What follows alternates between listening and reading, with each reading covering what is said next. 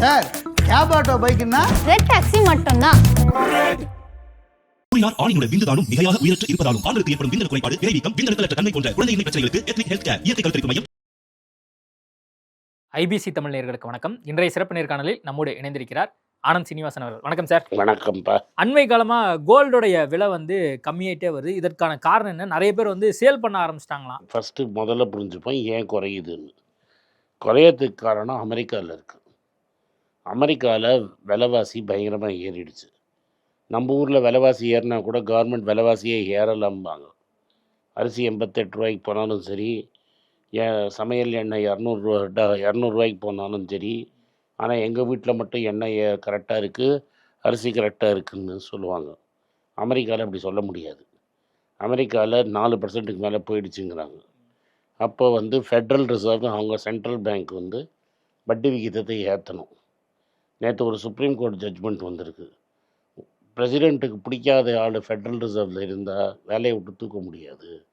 அவர் ஒரு இண்டிபெண்ட்டு, அவர் வேலையை அவர் செய்யறதுக்கு அவருக்கு உரிமை இருக்குது அப்படின்னு தெளிவாக சொல்லிட்டாங்க. கெவின் வார்ஷுங்கிறவர் இன்ஃப்ளேஷன் தான் எனக்கு பெரும் எதிரி, அதை நான் தாக்குவேங்கிறாரு. அப்போ அது 4% ஏறணுன்னா வட்டி விகிதத்தை குறைப்பாருன்னு நினச்சாங்க. அமெரிக்காவில் வட்டி விகிதம் ஏறும் அப்படின்னு நினைக்கிறாங்க. அது எல்லா ஊர்லேயுமே இம்பேக்ட் இருக்குது.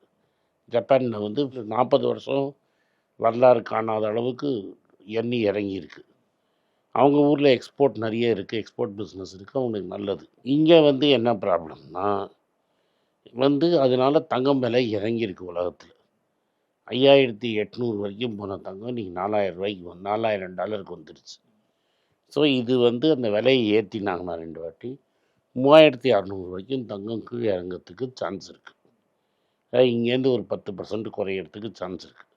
ஆனால் இந்தியாவில் 10% குறையுமா அப்படின்னு நீங்கள் கேள்வி கேட்டிங்கன்னா என்னால் சொல்ல முடியல. ஏன் சொல்ல முடியல? 2 காரணம் இருக்குது. ஒன்று, ரூபா எந்த லெவலில் இருக்கும். இப்போ நம்ம இருக்கிற டாலர்லாம் விற்று ரூபாவை தடுத்து நிறுத்தி இருக்கிறோம் 95. அதே சமயத்தில் இன்னும் டாலர் ஸ்ட்ரென்த்தனாக இது அடித்து 100 ரூபாய்க்கு போயிடும். ஸோ இது எவ்வளோ தூரம் விழுது ரூபாங்கிறது ஒரு கேள்வி. 2ஆண்டு நடுவில் என்ன பண்ணாருன்னா சடனாக டியூட்டி ஏற்றுறான்னாரு. இப்போ 2 ரகம் இருக்குது. என்ன மாதிரி ஒரு ரகம் தங்கம் வாங்கி வச்சுருக்க பரம்பரையை நான் வாங்கணும்னு இல்லை, எங்கள் பாட்டம் முப்பாட்டங்காலத்துலேயே எங்கள்கிட்ட தங்கம் இருக்கும். நான் சும்மா வீட்டில் படுத்துன்னு இருக்கும்போது சப்போஸ் என்கிட்ட 500 கிராம் இருக்குதுன்னு வச்சுக்கோங்க, எனக்கு 1000 ரூபா விலையை ஏற்றி விட்டு எனக்கு 5 லட்ச ரூபா பேங்க்கில் செக்கு போட்ட மாதிரி ஆச்சு. நான் சந்தோஷமாக வாங்கிக்கணும். 500 கிராம் தங்கம் 1000 ரூபா ஏற்றி விட்டாரு, எனக்கு 5 லட்ச ரூபா கிடச்சிருச்சு. சப்போஸ் ஒருத்தன்ட்ட 1 கிலோ இருந்தால் அவனுக்கு 10 லட்ச ரூபா கிடச்சிருக்கும். இது மாதிரி பணக்காரங்களுக்கு அவனுக்கு ஏற்ற லெவலில் பணம் கொடுத்துருக்கிறார் மோடி. நான் என்ன கேட்குறேன்னா, ஒரு சாமானியன் நம்மளை டேப் பண்ணுற ஒரு கேமராமேனு ஆனஸ்ட்டாக உழைச்சி 5 லட்ச ரூபா எடுத்து வைக்க எவ்வளோ நாள் ஆகும்? அவர் சம்பளத்தெல்லாம் செலவு பண்ணி குடும்பம் நடத்தி 5 லட்ச ரூபா தனியாக எடுத்து கிளி கட்டி எடுத்து வைக்கிறதுக்கு எவ்வளோ நாள் ஆகும்? 8 மாதத்துக்கு மேலே ஆகும். 8 மாதத்தில் ஒரு கேமராமேன் 5 லட்ச ரூபா சம்பாதிச்சிடுவார். வேலை பார்க்குற நிறுவனத்தை பொறுத்து இருக்குது. சரி, இப்போ நான் ஒன்றையே கேட்குறேன், நீங்கள் என்ன வேலை பார்க்குறேன்னு தெரியுது, நீ எவ்வளோ நாள் 5 லட்ச ரூபா தனியாக எடுத்து வைக்க முடியும்? இன்றைக்கி இருக்கிற கம்பெனி வேலை ரகசியத்தை சொல்லக்கூடாது சார். பல வருஷங்கள் ஆகும்ல. நான் அப்படி சொல்லல, நீ என்னைக்குன்னு எக்ஸாக்டாக சம்பளத்தை சொல்ல வேண்டாம். உனக்கு பல வருஷங்கள் ஆகுதுன்னா அவனுக்கு மினிமம் 10 வருஷம் ஆகும். உங்களோட பல வருஷ பொறுப்பு உழைப்பை எனக்கு ஓவர் நைட் ஒரே நாளில் கொடுக்குறாருல்ல, இது நல்ல நிர்வாகமாங்கிற ஒரு கேள்வி. அதே மாதிரி திரும்பி ரேட்டை டியூட்டி ஏற்றினார்னா எங்களுக்கு தான் நல்லது. இது 2வது பாயிண்ட்.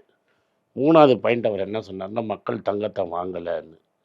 அப்புறம் பேப்பரில் பார்த்தா 50 டன்னு எப்படி மக்களாக கொண்டு விற்கலை, எங்கேயாவது கொண்டு போய் வட்டிக்கு வச்சுருக்காங்க. இப்போ பல கோல்டு கம்பெனி அட்வர்டைஸ் பண்ணுறான், அதை ஆக்ஷனில் விட்டுறாதீங்க, நாங்கள் பணத்தை கட்டி எடுத்துகிட்டு விற்றுட்டு உங்களுக்கு காசு தரோம் அப்படின்னு. அதனால் மிடில் கிளாஸ் பணத்தை கோல்டு லோன் தான் மேக்ஸிமம் வச்சுருக்காங்க மக்கள். அந்த கோல்டு லோனை கட்ட முடியாமல் அது ஆக்ஷனுக்கு போனதெல்லாம் நம்ம கொண்டாட முடியுமா? அதுதான் அந்த 50 டன்னா. அந்த 50 டன்னு நீங்கள் வேணால் எடுத்து பாருங்க. இல்லை, பணக்காரங்கெல்லாம் விலை கம்மியாயிட்டே இருக்குது, அதனால நம்ம இப்பயே சேல் பண்ணிடுவோம் அப்படின்னு அவங்க சேல் பண்றதா அந்த கணக்கு இல்லையா? எனக்கு தெரிஞ்சு ஏன்னா இது கொஞ்சம் இன்னொரு இருங்க தகவல் சார். சொல்றாங்க, ஒரு இது 200 கேட்டு 250 டன் வரைக்கும் இனிமேல் சேல் ஆகிறதுக்கு வாய்ப்பு இருக்கு கோல்டு. ஐயா, நான் ஒன்றே ஒன்று கேட்குறேன். எனக்கு நிறைய பணக்காரனை தெரியும், உனக்கும் நிறைய பணக்காரனை தெரியும். 2 பேரும் ஒருத்தருக்கு ஒருத்தர் உண்மையை பேசிப்போம். உனக்கு தெரிஞ்ச பணக்காரன் எவனாவது போய் தங்கம் விலை விழுந்துருச்சுன்னு கோல்டு செயினை விற்ற ஏதாவது ஒத்தனை காட்டு எனக்கு. நீ பா விலை ஏறிடுச்சுப்பா, பொண்டாட்டி நகையை எடுத்து நான் விற்று பணம் எடுத்துக்கிட்டேன்ப்பா, அவன் ஒருத்தன் சொன்னதை கேளு. நடந்தது என்னன்னா, ஏழைங்களும் மிடில் கிளாஸும் கடன் கட்ட முடியாமல் ஆக்ஷனுக்கு போய் அதை விற்று வாங்கிட்டாங்க. அது யார் வாங்கினாங்க? பணக்காரன் தான் வாங்குறான். எப்போதுமே இந்த அரசாங்கம் வேலை செய்கிறது ஏழைங்கள்ட்டேருந்து பணக்காரங்களுக்கு பணத்தை ட்ரான்ஸ்ஃபர் பண்ணுறது. ஏன்னா பல பேர் திட்டுறாங்க, நான் வந்து இந்த அரசாங்கத்தை கிரிட்டிசைஸ் பண்ணுறேன்னு. அது நீங்கள் எனக்கு கொடுத்த வேலை, ஒரு அப்போசிஷன் தான் கொடுக்கணும்னு. நான் என்ன கேட்குறேன்னா, நீ எந்த கோவில சாமியை நம்புறியோ அந்த கோவில்லையே 100 கோடிக்கு மேலே காணுங்கிறாங்க. நான் நினைக்கிறது 1000 கோடியாக இருக்கலாம், இன்வெஸ்டிகேஷன் பண்ணால் தான் தெரியும். 100 கோடிக்கு மேலே காணும். போலீஸே எஃப்ஐஆர் போட்டான். உனக்கு இன்னும் நம்பிக்கை வரலன்னா இது வந்து முட்டாள்தனம். என்னது, என்ன ஆனாலும் பிடிச்சின்னு தொங்குறது அப்படிங்கிறது முட்டாள்தனம். ஏழைகள் வந்து மிகப்பெரிய அளவில் பாதிப்பில் இருக்காங்க. ஏழைங்க மட்டும் இல்லைங்க, middle class, upper middle class வரைக்கும். நீங்கள் ரீல்ஸ் பார்க்குறீங்கன்னா 1 லட்ச ரூபா சம்பாதிச்சவன் கூட நிம்மதியாக இருக்க முடியல அப்படின்னு பல ரீல்ஸ் வருது. நாங்கள் 1 லட்ச ரூபா சம்பாதிக்கிறோம், நான் என் ஒய்ஃபுக்கு குழந்தைங்களால என்னால் நிம்மதியாக செலவு பண்ணி என்னால் மெட்ராஸில் இருக்க முடியல, பெங்களூரில் இருக்க முடியல, இல்லை பூனாவில் இருக்க முடியல. கணக்கெல்லாம் எழுதி போடுறாங்க. எனக்கு இவ்வளோ செலவாகுது, நான் இவ்வளோ சாப்பிட்றேன், இவ்வளோ அவுட்டிங் போகிறேன், காரில் எனக்கு இஎம்ஐ இவ்வளோ ஆகுது அப்படின்னு கணக்கு எழுதி போட்டு காட்டுறாங்க. ஸோ அன்றைக்கி ஒருத்தன் இன்ஃபேக்ட் என்ன சொல்லிட்டாருன்னா, முன்னாடி ஒரு 40,000 ரூபா சம்பளம் வாங்கினது இன்றைக்கி 1 லட்ச ரூபா சம்பளமாக இருக்குதுன்னு பல பேர் வந்து இன்ஸ்டாகிராம்லேயும் ட்விட்டர்லேயும் போட்டிருக்காங்க. ஜூன் கடைசி நாளில் நம்ம பேசிகிட்டு இருக்கோம். தங்கம் இன்னைக்கு தேதிக்கு படி ஒரு சவரன் வந்து 1,05,000 ரூபா இருக்குது. இன்னும் கம்மியாக தான் டெஃபினட்டாக ஒரு வருஷத்து வரைக்கும் கம்மியாகிறதுக்கு வாய்ப்பு இருக்குது. ஒரு வருஷம் கழித்து டெஃபினட்டாக ஏறும். 5லேருந்து 6 வருஷத்தில் திரும்பி 20,000 25,000 வரைக்கும் போகிறதுக்கு வாய்ப்பு இருக்குது. கோல்டில் இன்வெஸ்ட் பண்ணுறது சரியான நேரமா இது? கொஞ்சம் கொஞ்சமாக நம்ம வந்து எவ்வளோ தூரம் இறங்கும், என்றைக்கு இறங்கும்னு தெரியாது. உங்களுக்கு ஒரு பொண்ணு இருக்குது, ஒரு சிஸ்டர் இருக்காங்க, வீட்டில் கல்யாணம் பண்ணணும், வீட்டில் விசேஷம் இருக்குது, என் பொண்ணுக்கு நான் இவ்வளோ பவுன் போடணுங்கிறவங்க அப்பப்போ கொஞ்சம் கொஞ்சம் வாங்குறது பெட்டர். ஷேர் மார்க்கெட் கூட ரொம்ப விழுகுதே சார். அது நான் தான் சொன்னேன், 3 வருஷமாக எங்கேயுமே இல்லை.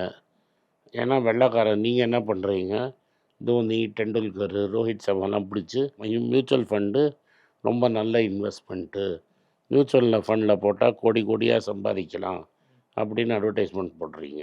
அதை பார்த்துட்டு எல்லாம் கொண்டு போய் மியூச்சுவல் ஃபண்டில் போட்டிருக்கிறாங்க. மியூச்சுவல் ஃபண்டில் போன 3 வருஷமாக ரிட்டர்னே ஒன்றும் கிடையாது, 0 ரிட்டர்னு.